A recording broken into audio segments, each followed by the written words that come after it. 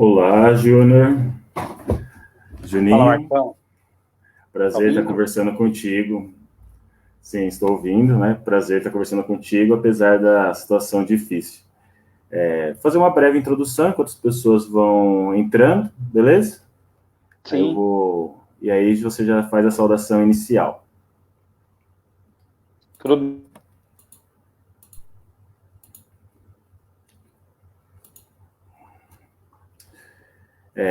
Olá a todos, obrigado pela presença, para a gente conversar um pouco sobre política. Eu espero que vocês se encontrem saudáveis, né?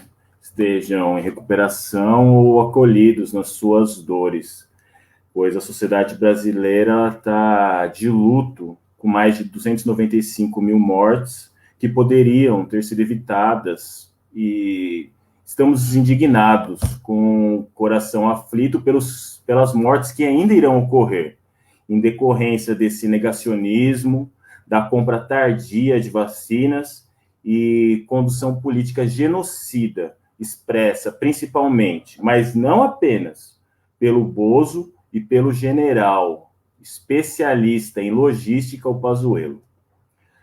As pessoas, de forma trágica, estão morrendo nas filas das UTIs. Isso é um eufemismo, porque a descrição correta das condições de agonia que essas pessoas morrem, sem ar, deve ser uma descrição com censura, no mínimo para 18 anos. Não é um filme de terror, né? É o Brasil que nós vivemos em 2021. Gostaria de fazer uma reverência, uma saudação aos profissionais da saúde, especialmente aos guerreiros e às guerreiras do SUS. O SUS, uma conquista do Estado Democrático de Direito, público, gratuito e universal. Lembrar que a discussão política é fundamental e os que desmerecem essa discussão, a discussão sobre política, favorecem a opressão. Hoje vamos estar conversando com o Júnior Getúlio, o Juninho, e ele é atualmente presidente do PT Mauá e vereador atuante. Ele já foi diretor da UMES, União Municipal dos Estudantes Secundaristas, quando era adolescente. Um período, ele ingressou na juventude do PT, na JPT, e foi coordenador da macro-região do ABC, além de presidente do Conselho Municipal da Juventude de Mauá.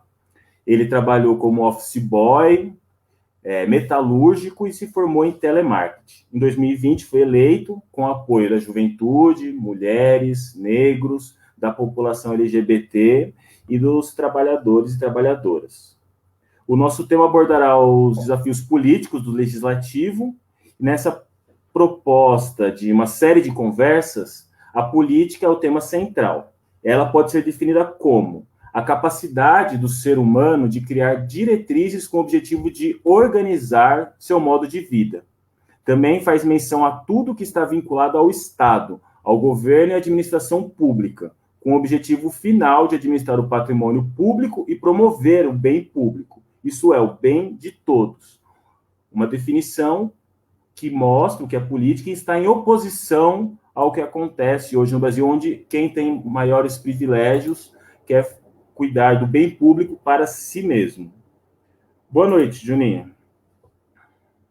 Boa noite, Marcos. Boa noite a todos os amigos do Facebook, da internet. É um prazer, eu agradeço ao Marcos, que é um militante muito aguerrido, sempre está aí tentando alguma forma da gente formar e também informar as pessoas para a gente poder ter uma sociedade melhor. Agradeço a todos que já estão conectados, nos acompanhando. Eu costumo falar que eu sou até bom na rede social, Marcos, mas estou tomando aqui o Facebook está me batendo aqui no computador, que eu queria ir acompanhando os comentários, que eu acho que é mais fácil ver pelo Facebook, mas eu não estou conseguindo. Então eu vou dar uma boa noite no geral aqui. Eu quero agradecer a todos os funcionários aqui, todo o pessoal, todo trabalhador da área da saúde, aqui na cidade de Mauá, no ABC, no Brasil, em toda a região que esteja dedicando todo o tempo para cuidar dos nossos doentes nesse momento, né? E hoje, cada dia que passa, a gente vê como está sendo caro a conta por esse governo que aí está, né? Esse governo federal que deixou, não fez a sua tarefa como presidente, como representante da população, em proteger a população do nosso Brasil, do nosso estado e também do nosso município. Hoje temos praticamente um sistema no Brasil quase em colapso, quase em todos os municípios, e é difícil a gente reverter esse quadro, a não ser com distanciamento social. Um exemplo disso é o prefeito de Araraquara, do PT, que decretou lockdown e conseguiu reduzir quase em 50% a quantidade de pessoas que precisaram de UTI ou que foram infectados com coronavírus. Isso é uma posição muito pesada do ponto de vista popular, que seria uma medida impopular junto ao comércio, mas muito necessária para salvar a vida nas cidades. E eu parabenizo também aqui o prefeito Marcelo Oliveira, que vem fazendo um trabalho para conter a Covid na cidade, conseguiu comprar alguns leitos em parceria com o Hospital Novo que abriu para garantir esse acesso dos moradores da cidade quando necessitar de um leito, ter um leito de UTI ou ter uma enfermaria para estar se tratando, fora os leitos que foram ampliados também no Nardini. E também parabenizo os prefeitos aqui, o Felipe, em nome dos prefeitos, parabenizar o Felipe de Diadema, por ter decretado esses 10 dias aí para ver se a gente consegue conter para garantir a vida das pessoas. Então é um recado que eu deixo e agradeço ao Marcos pelo convite para participar e todos os internautas que aqui estão participando. Eu não consigo responder eles, assim, olhar quem está falando, mas aos poucos aqui eu vou tentar entrar no Facebook, porque daí eu consigo até falar um oi para algumas pessoas que estão no nosso dia a dia. Sim, eu consigo enxergar aqui, eu vou daqui a pouco apresentando as pessoas, boa noite das pessoas, né? Tem várias pessoas já, né? Vou colocar algumas aqui, ó, de trás para frente, né? A Cida, sim, boa noite, a Edjânia, o Narciso, a Júlia, e aí eu vou apresentando na tela, né? Algumas pessoas que já estão dando boa noite, muito obrigado. E você falou dessa questão, né, do Marcelo, vocês estão no legislativo, da importância, né, dessas decisões políticas para melhorar a vida das pessoas, e no caso extremo que nós estamos, que é para ficar salvando a vida das pessoas, e não só das tragédias cotidianas, mas dessa pandemia mundial. Então, eu gostaria que você falasse um pouquinho qual que é a importância do legislativo para a sociedade, e por que você decidiu se candidatar a vereador? Ô Marcos, eu acho que nós temos um tripé, na verdade, né? Você tem o judiciário, que hoje teve até uma atuação interessante, que foi que mostrou que o Moro foi parcial no julgamento do presidente Lula. E então esse tripé ele é muito importante para a sociedade, que é o judiciário, o executivo e o legislativo. Cada um regula dentro da sua área, né? Isso é importante para a cidade. E eu acho que o executivo é uma das partes que fica mais próxima da população, que no dia a dia é a Diana, ó. Saudade, Diana. E assim, no dia a dia, a gente acaba ainda se aproximando das pessoas, tendo um contato maior do legislativo. Então você começa a conhecer a cidade de uma forma que muitas vezes o prefeito não consegue acompanhar, até por conta de ser muito amplo, né? E a gente tem esse dia a dia. O Marcelo, como ele foi vereador, ele já tem um pouco desse dia a dia na vida dele, né? E assim, você passar pela Câmara, acho que você aprende um pouco isso. E a outra é a importância de você garantir que os direitos da população você consiga defender aqui dentro da Câmara, né? Que eu acho que o vereador, a principal tarefa dele tem a legislar, fiscalizar, apontar emenda e tudo mais, mas a principal é representar a população aqui dentro da cidade. E isso é a tarefa de todos os vereadores aqui quando assume essa cadeira. E quando eu digo isso, não é votar só projeto que vai trazer, que vai ser bom para a população e vai fazer bem para o meu mandato. É votar projeto que, inclusive, se precisar, a população vai ficar brava com a gente, mas vai saber lá na frente que a gente estava do lado dela num momento de dificuldade, como é esse do Covid-19. Muitas vezes a gente não vota uma coisa porque eu acredito que vai ser bom economicamente para as pessoas nesse período, mas, porém, vai salvar a vida de muitas pessoas que, se a gente não fizer, elas vão ter as vidas ceifadas por conta da Covid-19. Isso já aconteceu na cidade quando você pega não só em comerciantes, mas também em moradores que tiveram contato com outras pessoas dentro de mercado, dentro de padaria, dentro da academia, dentro do bar, e por aí vai, e acabou perdendo a vida ou fazendo alguma pessoa da família perder a vida nesse momento da pandemia. E o que te motivou a ser candidato, né? Eu imagino que seja para resolver todas essas questões, mas deve ser envolvido com o seu histórico de vida, né? As coisas que você vivenciou e lutou ao longo da sua vida. Eu nasci numa família de militante, né? Meu pai foi do sindicato, depois participou ele foi um dos fundadores do PT aqui na cidade. E, assim, minha família, minha mãe sempre esteve ao lado também como fundadora. Minha família sempre foi uma família de militante. E isso sempre trouxe essa vontade de a gente querer mudar a sociedade, porque quando você pega da década de 90 para cá, os avanços dos trabalhadores foram poucos, e foram no período do governo Lula e Dilma. E hoje a gente já começa novamente com a perda de direitos.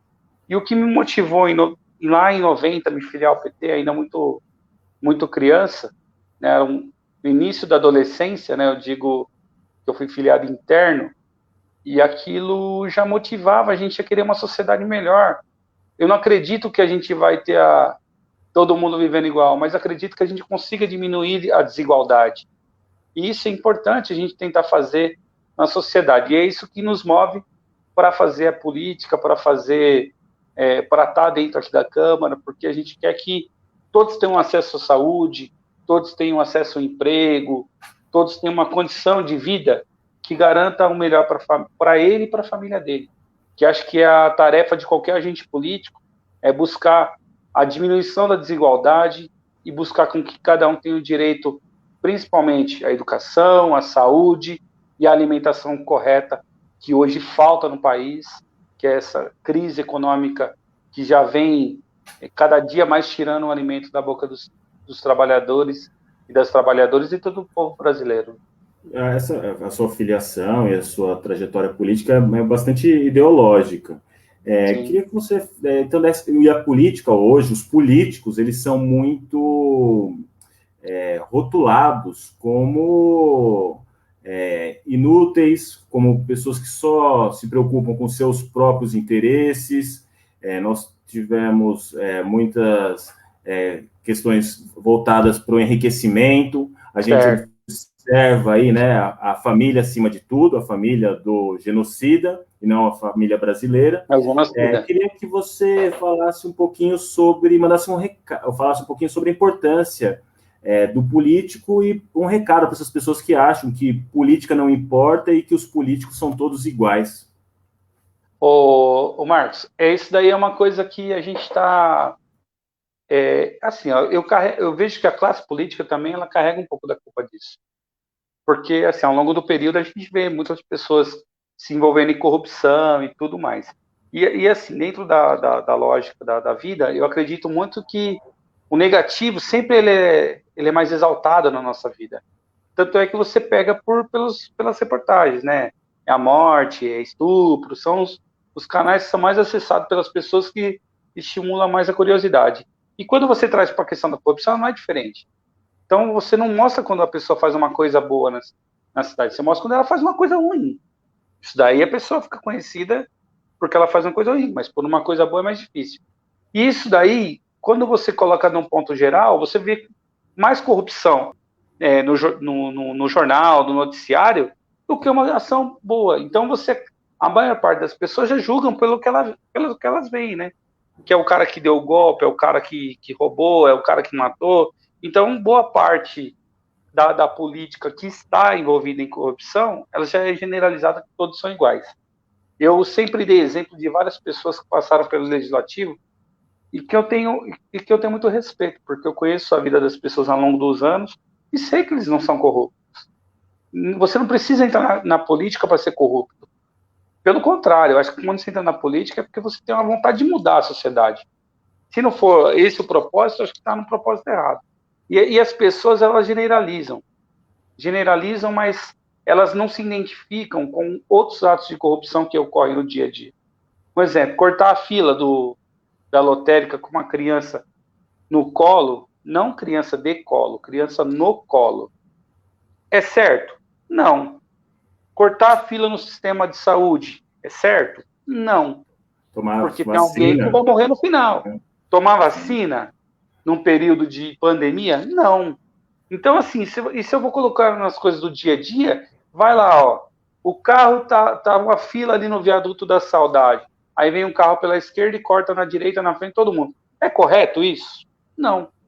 Entendeu? Então, assim, a boa parte da população, eu acho que também tem esses problemas. Eu acho que a gente tem que pensar numa educação para formar um ser humano que ele tem educação. E quando eu digo educação, não confundo com o sistema educacional, que são os professores que vão dar conhecimento, base, mas a educação dentro de casa, que a pessoa saber o certo e o errado, o pai não levar o filho para comprar a carta numa autoescola, que seja, ou dar um golpe, que seja em outro lugar.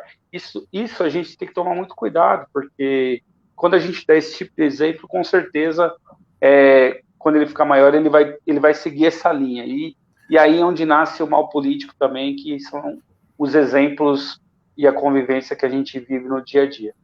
A educação política, eu acho que você lembrou bem a questão da educação, mas uma educação política. A gente vive num país que tem um histórico escravocrata, de privilégios para uma elite e de clientelismo. E é muito forte isso ainda. A gente tem exemplos, você falou, pessoas que nós conhecemos, que acreditamos, sabemos que são honestas, estão na política por um motivo ideológico e para melhorar a vida das pessoas, e para isso é necessário se organizar, mas nós temos forte essa questão do clientelismo, que você pedir um favorzinho, o jeitinho, você precisar se cadastrar num programa e não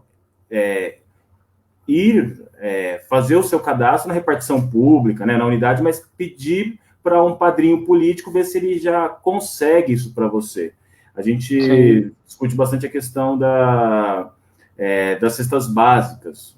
Uma coisa é a pessoa ter quem tem fome tem pressa, como já dizia o Betinho. Mas outra coisa é manter as pessoas na miséria e ficar distribuindo cesta básica e ainda ficar batendo no peito. Eu estou dando a cesta básica e não se esqueça de mim. Isso daí é uma coisa que... Isso daí a gente sofre muito, né, Marcos? Porque ao longo desse período, as pessoas elas estão acostumadas com esse tipo de situação. Quando você fala que você vai... porque imagino que você deve sofrer bastante isso. As pessoas ficarem te pedindo as coisas, achando que o seu trabalho Pede. Não tenha dúvida disso, pede. Porém, eu acho que a discussão ela vai além disso. Porque, assim, não é a gente pensar que uma cesta básica vai ajudar. Por exemplo, a gente faz a arrecadação de mantimentos para distribuir com pessoas que estão em situação de miséria. Porém, eu não vou entregar. Eu não tiro foto, eu não pego publicidade por conta dessas coisas.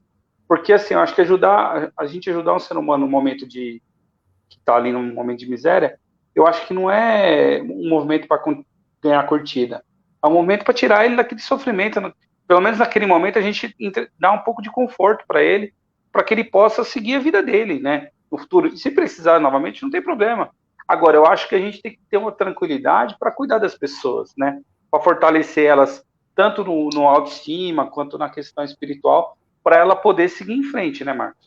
Isso daí eu tenho muito para mim. Eu acho que a gente mistura as pessoas, a política, eu dei e eu tenho que receber de volta. Não é assim. Eu acho que a gente proporciona um momento para a pessoa conseguir seguir para frente. Sim, eu sei que você apoia, né, ações para arrecadação de alimentos, né, o Juntos por Mauá está arrecadando, mas no próprio card, na divulgação, eu observo que não tem a sua foto, não tem o seu nome. Então, acho que isso é muito importante, né, separar o trabalho legislativo do clientelismo.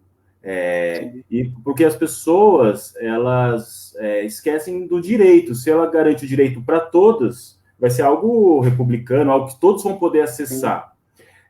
Se a gente vai no favorzinhas, fica amarrado com política. A gente viu isso muito na cidade nesse último período, antes dessa eleição, que a ligação de água, a cesta básica, não era no intuito de garantir um direito, mas de amarrar um voto.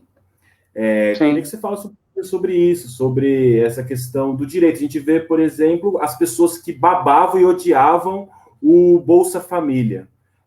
Odiavam o Bolsa Família, vinham com aquele discurso de que você deveria ensinar a pescar, ensinar a pescar, tinha que dar a vara, e queria cortar o benefício, mas se compadeciam nas suas cestinhas de final de ano, de Natal ou de Dia das Crianças. Não que essas coisas não sejam importantes, desde que o direito seja garantido, mas a gente vê essa mentalidade de cortar o direito da pessoa ter autonomia, de pegar o dinheiro e comprar o que ela precisa, para ela ficar refém de doações. Ô, Marcos, eu vou além. No Bolsa Família, eu gosto muito de debater essa questão no Bolsa. O Bolsa, ele vai muito além do que as pessoas acham que é só um benefício, só um dinheirinho que é dado ali no final do mês, que eles, inclusive a turma do Bolsonaro, falavam que era uma esmola. Então, assim, é bom a gente saber o que é o Bolsa Família. O Bolsa Família, a base dele não é os R$80, porque assim, é R$80 por filho. Aí tinha gente que falava, o cara tem 5 filhos para cuidar dos filhos. Aí eu perguntava pro cara, falava assim, 800, você pegar cada filho R$80, você gasta R$80 pro seu filho no mês? É uma pergunta que tem que fazer, né? E aí tinha outra coisa que era mais interessante, que eu falava assim, olha, o governo sabe que muitas vezes não vai conseguir tirar o pai da roça, o pai do trabalho para estudar. Mas o Bolsa Família, ele pode proporcionar uma coisa que hoje a gente vê muito, quando não tem. Que é a criança que vai para o farol vender bala, em vez de se formar na escola, para ajudar, muitas vezes, a mãe e o pai a comprar o alimento dentro de casa. E isso, por quê? Se a criança estudar, ela vai mudar a vida dela no futuro. Com certeza ela vai ter um futuro melhor. Então, a base o princípio do Bolsa Família, a primeira coisa é garantir a criança dentro da escola. A segunda, que a maioria não falam, mas que eu vejo com muita tranquilidade e vejo como faz falta agora, é que o Bolsa Família movimentava a economia. Exatamente. Porque a dona de casa que recebia R$300 lá no, vou colocar onde eu moro, no Itapeva, no Itapeva ali, Itapeva e Esperança, eu moro bem no meio. Eles gastavam onde? Lá no Mercadinho do Leandro, lá no GP, ou era no Mercado Esperança, ou era no Mercado Itapeva. Então, é a rede de mercado, a padaria e outros lugares ali. Então, assim, o cara ganhava R$80 no filho, ele não ia para o centro. Se ele fosse para o centro e ele tivesse que ir sozinho, ele ia gastar R$10. Já não era mais 80, era 70. Se ele tivesse que levar um filho, o filho paga, ele gastava 20. Então era 50. Para ele não compensa ir ao centro gastar o Bolsa Família, então ele gastava onde? São nos mercados, nas padarias no entorno da onde ele mora. E aquilo ali aquecia a economia no local.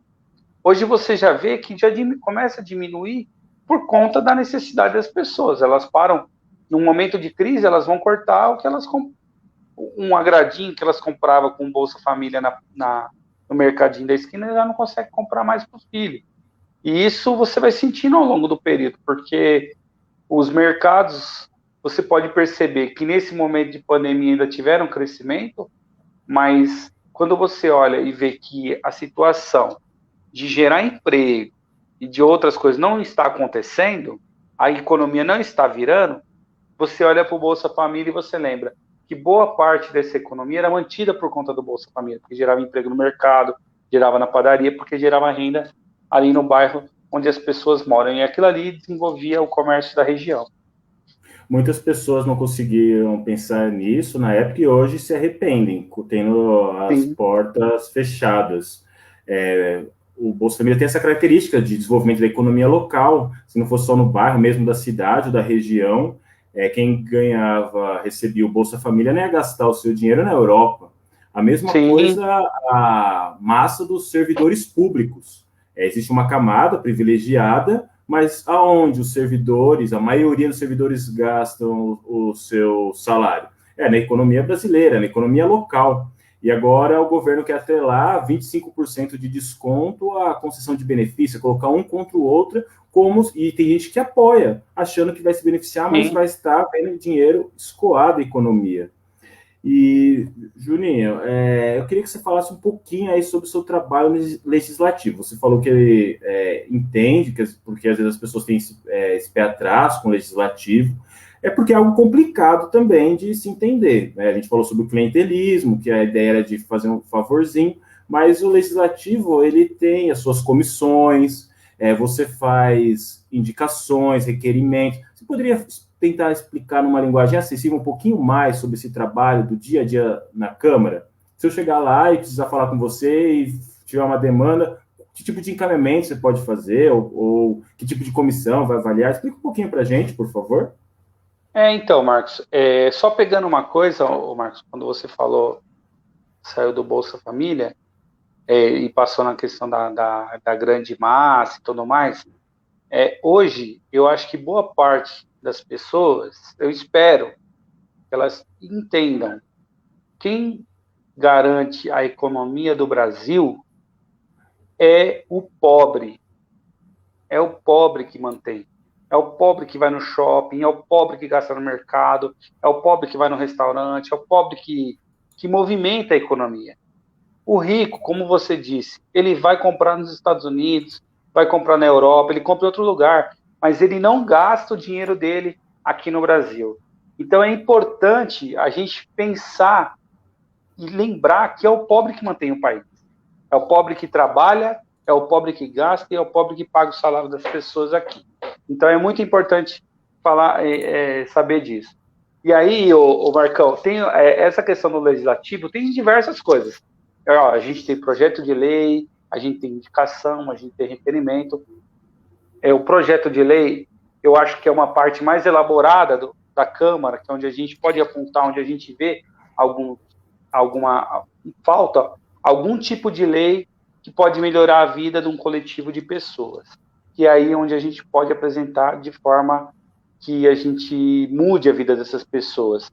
Aí tem várias coisas, como você pode ter dia, pode ter nome de rua, pode ter, entre outras coisas, um projeto mais complexo, que teve até algum tempo que eu projetei um deles, que foi até um outro vereador que apresentou, que falava sobre você fazer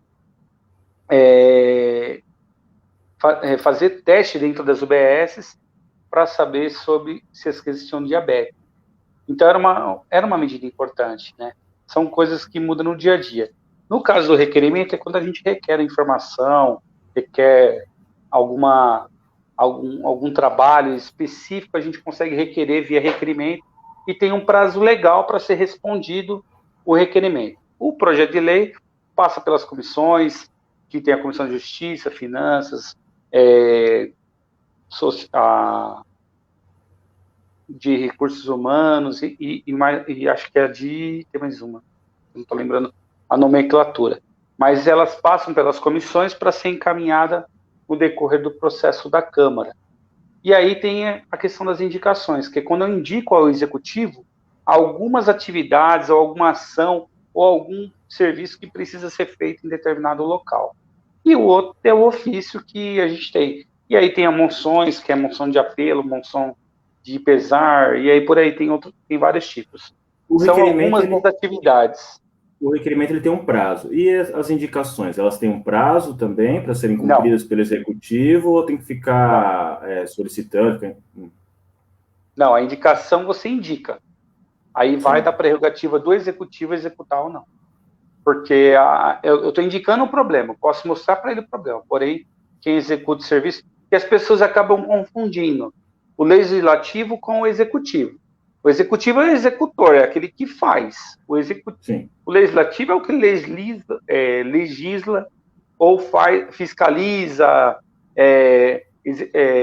elabora não, aponta emenda, aprova o orçamento, que é uma coisa importante para a cidade, entre outras coisas, que é criar lei, indicar requerimento, entre outras coisas.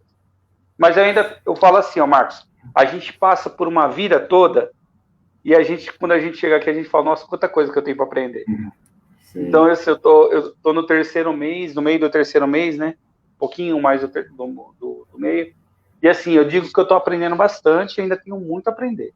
Então, tem coisas que eu sei, tem coisas que eu já tinha acompanhado, porém, tem muita coisa que eu preciso aprender, que ainda falta eu debruçar mais para mim aprender. Mas aos pouquinhos você vai aprendendo, vai pegando como funcionam as coisas.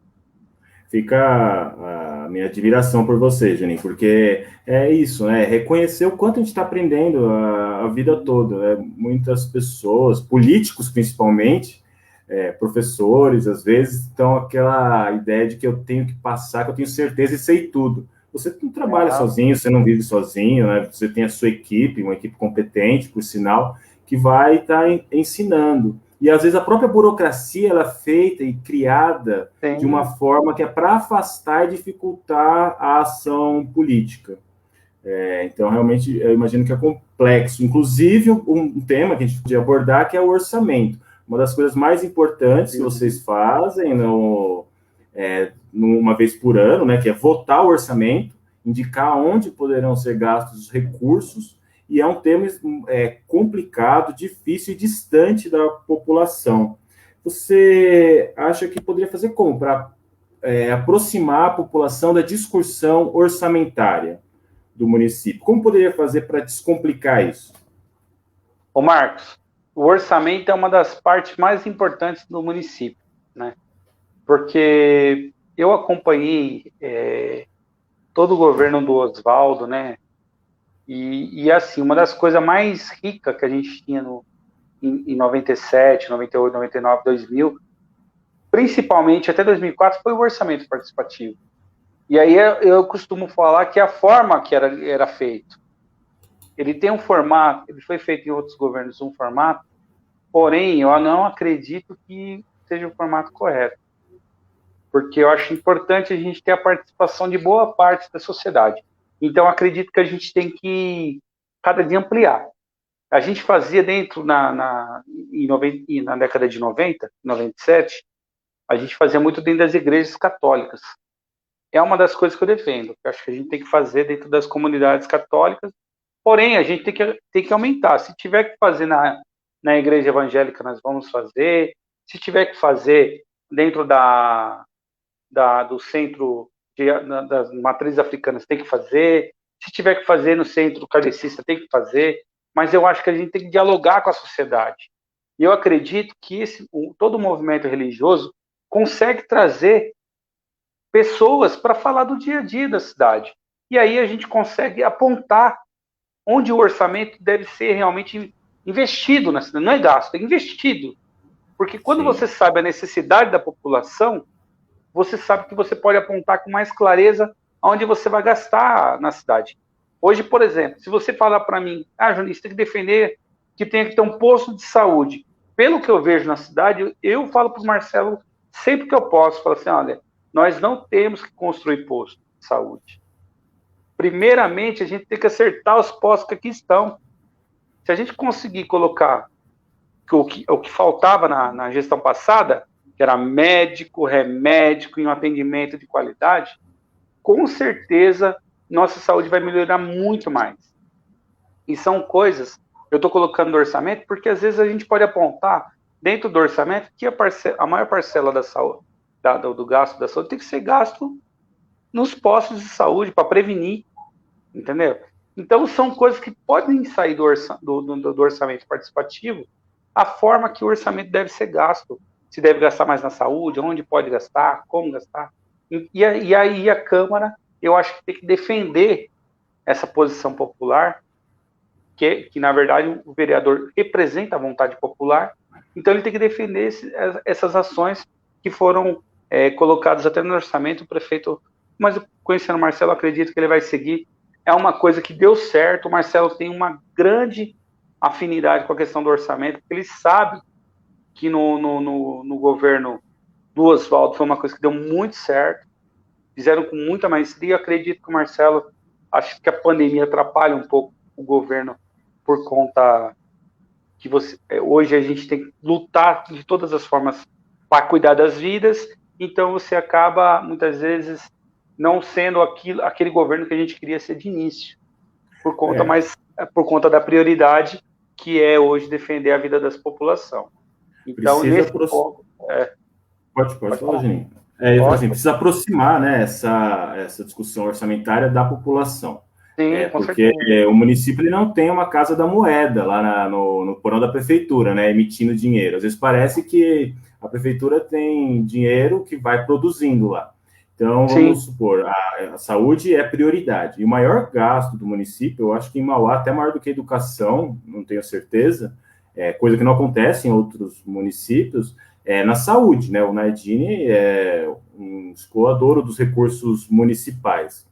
Mas a gente vai falar sobre cultura, vamos falar sobre educação, vamos falar sobre o patrimônio cultural da cidade, assistência social. Às vezes querem que se crie algum programa, alguma obra ou algum tipo de incentivo, e se não está orçado, não pode ser feito. Então é um momento de disputa social o orçamento, e o orçamento participativo aproxima isso da população e faz com que as pessoas possam realmente dizer onde elas gostariam de ver o dinheiro municipal dos seus impostos, o dinheiro investido. E aí você vai ter essa disputa na Câmara. A gente tem agora esse G14, uma maioria parlamentar, não sei se está assim ainda, e gostaria que você falasse um pouquinho como é que está a relação com esse grupo, e eu já vi integrantes desse grupo afirmando que vão votar pelo bem da cidade. Então, eu gostaria que você me falasse um pouquinho sobre quais projetos são necessários para a cidade avançar. Então, acho que esse G14 aí, acho que vai ser um G15 aí para ajudar a prefeitura a governar a cidade. Não vai demorar muito. Pelo contrário, eu acho que já boa parte já está vendo seriedade que o Marcelo assumiu no começo do governo, e tenho a certeza que logo aí vai mostrar que já tem um bloco pensando bem da cidade, sabendo que o Marcelo está no caminho certo para reconstruir a cidade de Mauá. Isso é importante porque a gente sabe qual a importância do legislativo na cidade, principalmente para ajudar a governar, porque já é dito isso, nenhum governo governa sozinho, e realmente, nenhum governo governa sozinho. E muitas vezes a gente precisa, essa questão da pandemia, infelizmente, a gente precisa apertar um pouco o cerco. Eu digo até para alguns comerciantes que eu converso, eu falo assim, olha, o erro começou em março de 2020. Se tivesse feito um lockdown de 30 dias, fechado o aeroporto, controlado ali a pandemia naquele momento, quem chegasse no país depois que abrisse o aeroporto ficava isolado durante um período, com 6 meses fizesse uma reavaliação, a gente não teria ficado nesse vai e vem do comércio, teria mantido um comércio mais equilibrado, teria feito menos reclusão, mesmo com você usando máscara, luva, todos os EPIs que fosse necessário para andar na rua, mas você teria controlado um pouco mais a pandemia. E o governo, desde o começo, o governo federal foi negacionista. E hoje a gente tem que tomar algumas medidas na Câmara até para garantir a vida. E nessa votação de hoje, você já vê que tem uma seriedade que foi para adiantar os feriados aqui da cidade de Mauá, e nós teve um vereador que, infelizmente, perdeu a mãe hoje, que é o nosso amigo Jotão, e os outros foram 20 votos a favor para fechar durante esses 10 dias. Mas eu tenho certeza que até se o Jotão tivesse aqui, ele teria votado conosco. E isso já mostra que eles estão preocupados com a cidade, porque assim, não é brincadeira você ter pessoas procurando por vaga de UTI e você não ter a vaga. E não é por culpa simplesmente do gestor, é por culpa do histórico que a cidade sofreu nesses últimos anos até chegar o dia de hoje. E assim, o Marcelo conseguiu fazer parceria com o hospital ali, o Sagrada Família, que é o antigo Vital, aumentou a quantidade de leitos lá, tanto de enfermaria quanto de UTI, ampliou o Nardini. Então está tentando fazer de todas as formas. Das pessoas falam assim, mas Juninho, não era mais fácil ter feito o hospital de campanha? Hoje, o Marcelo já aumentou em mais de 20 leitos, quase, do que o hospital de campanha tinha na cidade, por um valor muito mais baixo. Então, isso mostra a seriedade que ele vem trabalhando para conter a pandemia na cidade. E isso proporciona junto com quem está aqui na Câmara. Por isso, e assim, cada vereador fica olhando o dia a dia que o Marcelo tá lutando contra o Covid, está buscando, a cidade está começando a acertar, né, a questão da limpeza, tá vindo aos poucos, não teve nenhuma enchente na cidade. Eu parabenizo até o secretário Fernando por ter coordenado essas ações. Não teve uma coisa mais séria na cidade de alagamento ou enchente, e isso é importante para a cidade, porque mostra também que foi feita a prevenção no momento certo para não ocorrer. Foram limpos praticamente quase todos os córregos da cidade de Mauá, e isso mostrou o efeito que deu. E tudo isso vem trazendo aos vereadores aqui para agregar, para mostrar que eles querem realmente estar do lado que vai fazer o bem para a cidade de Mauá, para a gente ter um governo e devolver ao mauaense aquela autoestima que ele tinha na gestão do ex-prefeito Oswaldo Dias. Sobre essa questão das enchentes, eu acho que é um bom exemplo da importância da ação política na prevenção. A limpeza foi feita, nós não tivemos as enchentes. Mas ninguém para e fala, nossa, que bom, né? Como você fez. Raramente vai fazer. Nós não tivemos enchente. A mesma coisa, as mortes que poderiam ter sido evitadas. Não estaríamos nesse pesadelo e nem lembrando, realmente foram feitas ações preventivas. A mesma coisa na saúde, né? As ações preventivas, elas não aparecem depois. Você pode depois comparar os dados, mas você entende o que eu quero dizer, né? As pessoas vão reclamar se a enchente ocorrer. Agora, quando a gente passa um ano sem enchente, a gente não lembra do trabalho que foi feito. Elas não percebem, né? Elas não percebem E aí, a gente está chegando no final, foi um prazer estar conversando contigo. Gostaria que você fizesse as suas considerações finais, para a gente encerrar. Ô Marcos, agradeço muito o convite seu. Acho que essa é a primeira, né, de um laboratório que você vai fazer, né, Marcos? E assim, eu agradeço. Vai dar certo, gostei. Eu acho que a primeira de muitas. Eu agradeço a todos que estão assistindo. Eu acho que a gente precisa desses debates até para a gente formar e informar, como eu disse. E, mais uma vez, eu quero agradecer aos trabalhadores da área da saúde, que vem lutando dia a dia para conter esse avanço da pandemia, tentando da melhor forma manter a nossa população protegida, mesmo sabendo dos riscos que eles estão correndo com toda essa ação. Mas eles estão lá na frente, estão lutando. Eu agradeço muito, né, eles, porque eu sei quantas pessoas que ao meu redor foram salvas por conta desse trabalho que a cada dia que passa mostra como os trabalhadores são importantes e o SUS é importante para a população brasileira.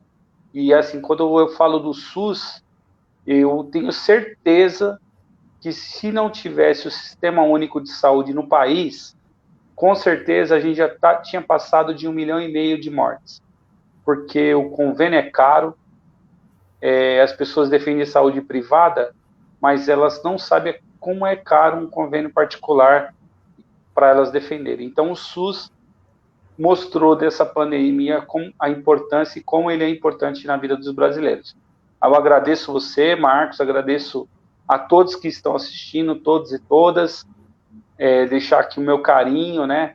Agradecer vocês que já, desde o período pré-eleitoral, acompanharam minhas lives também, e assim, acho que fica mais a minha gratidão a todos que participaram.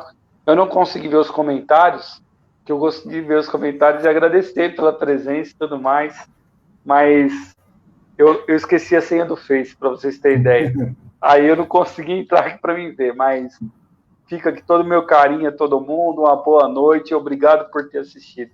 Tá bom? Obrigadão, Marcos. Obrigado a você e a todos que nos acompanharam. Depois a gente disponibiliza o vídeo no YouTube. Boa noite, tchau, tchau. Tchau.